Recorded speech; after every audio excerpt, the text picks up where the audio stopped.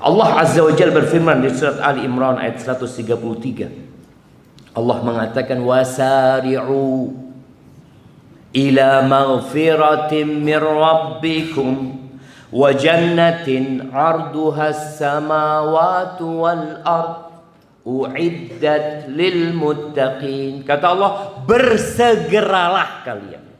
Cepetan. Loh, kemana cepetan? Menuju ampunan Allah. Di sini suruh tobat cepetan kita. Mohon ampun itu jangan santai. Makanya kalau kita lihat jemaah, kita kalau mau cari dunia, orang-orang itu nggak santai. Antum lihat jam 7, sebelum jam 7 ya, orang sudah pada mandi ini itu. Loh, antum mau kemana? Mau ngantor lah. Itu segera. Tapi menuju kepada Allah, dia santai. Dia mengatakan, insya Allah, doakan Ustaz, anak belum dapat hidayah Ustaz. Jadi dia bukan, iya Ustaz, dengarkan kajian, dia langsung bertobat kepada Allah Azza wa Jalla. Itu harapannya. Allah katakan wasari'u, menuju kepada ampunan Allah dan surganya. Karena antum gak bakal masuk surga kalau Allah gak ampuni dosa-dosa. Makanya dikatakan masuk surga itu dengan rahmat Allah Azza wa Jalla. Kalau Allah nggak kasih antum, ya gimana antum akan masuk surga? Oh, amal anak banyak.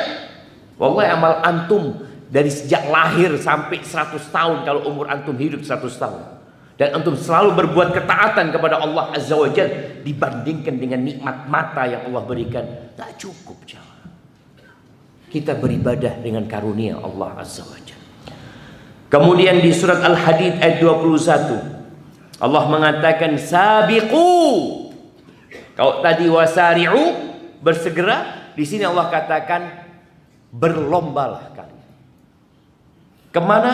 Ila maghfiratin min rabbikum. Berlomba-lomba menuju kepada ampunan Allah Azza wa Jalla. Jadi kalau ngelihat sohibnya belum tobat, antum jangan nunggu dia tobat. Anak kalau dia tobat, insya Allah anak ikut tobat. Enggak. Antum duluan sama dia. Karena banyak di antara sohib ini yang saling nunggu jemaah. Kan biasanya berbuat dosa itu ada kawannya. Iya. Ini salah satunya udah ngaji, insya Allah anak punya niat tobat saya. Kalau fulan bertobat, ana langsung tobat. Fulan nggak tobat. Antum kapan tobat? Nunggu dia, nggak ada nunggu-nungguan. Allah suruh berlomba-lomba menuju kepada ampunan Allah Azza wa Jalla dan menuju ke surganya. Segala kenikmatan, kelezatan berbuat dosa. Ingat, semua kelezatan itu hanya sementara. Makanya antum akan ngulangin dosa itu lagi. Antum akan ngulangin dosa itu. Karena kelezatannya nggak terus. Kelezatannya sebentar. Dan subhanallah, tatkala Allah memberikan kelezatan sebentar itu ajakan agar manusia bertobat. Engkau sudah tahu kelezatannya sebentar. Dan orang ketika berbuat dosa, dia merasa nyaman ya. Merasakan nikmat itu dosa. Kayak orang makan, dia rasakan enak rasanya. Tapi jantungnya bergetar. Dia tidak ingin orang lain tahu dengan dosa dia. Jadi itu kelezatan yang dibalut dengan kegalauan di dalam jiwa. Makanya tempat-tempat berbuat dosa itu rata-rata lampunya remang-remang. Iya. Tapi kalau tempat-tempat berbuat yang halal, Masya Allah terang benderang. Antum lihat tempat perzinaan dengan tempat pernikahan.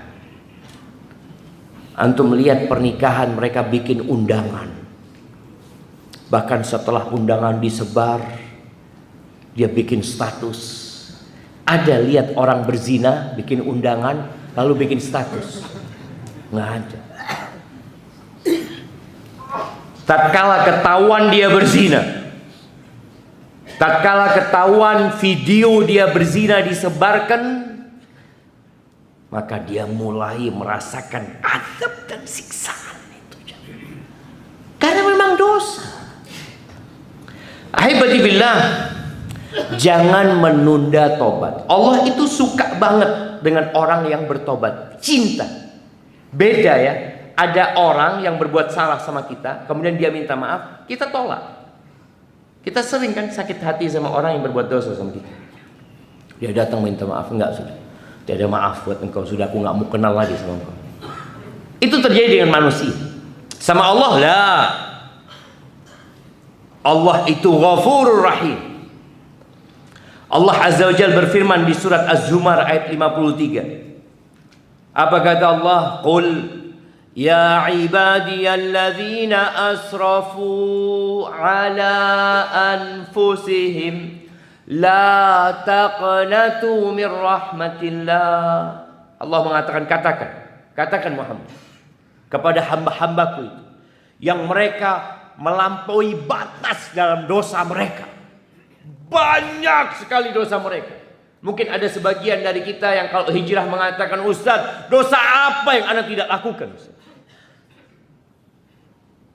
Semua sudah Anda lakukan. Kata Allah, la taqnatu min rahmatillah. Jangan putus asa dari rahmat Allah. Kenapa? Innallaha yaghfirudz dzunuba jami'a. Sesungguhnya Allah mengampuni semua dosa. Semua dosa. Innahu huwal ghafurur rahim. Sesungguhnya dia maha pengampun dan maha pengasih. Itu Allah Azza wa Jalla. Maka jangan pernah antum putus asa. Kemudian di hadis qudsi yang diriwayatkan Imam Tirmidzi, Allah mengatakan, ya ibna Adam, wahai anak Adam, innaka ma da'autani wa rajautani ghafartu laka ala ma kana minka wala ubali. Wahai anak Adam, selama engkau berdoa sama aku, selama engkau berharap kepadaku, aku nggak peduli dengan dosa-dosamu, aku ampuni semuanya. Tapi syaratnya kita minta ampun, tobat.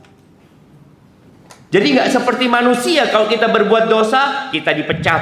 Coba antum melakukan kesalahan di sebuah perusahaan, apa yang akan dilakukan? SP1, berbuat dosa lagi, SP2, berbuat dosa lagi, SP3, berbuat dosa lagi, selamat tinggal.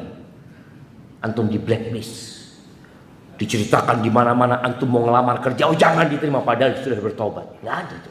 Itu manusia.